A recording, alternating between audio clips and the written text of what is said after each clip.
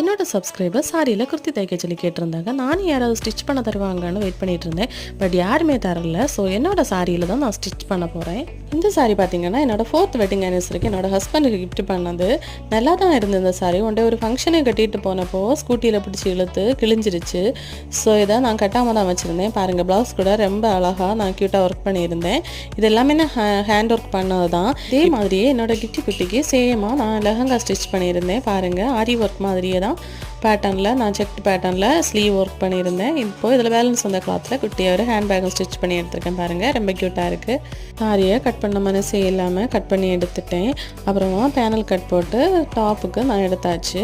இப்போது பேலன்ஸ் இருக்க கிளாத்தில் என்னோடய செகண்ட் பேபிக்கு ஃப்ராக் தைக்க போகிறேன்.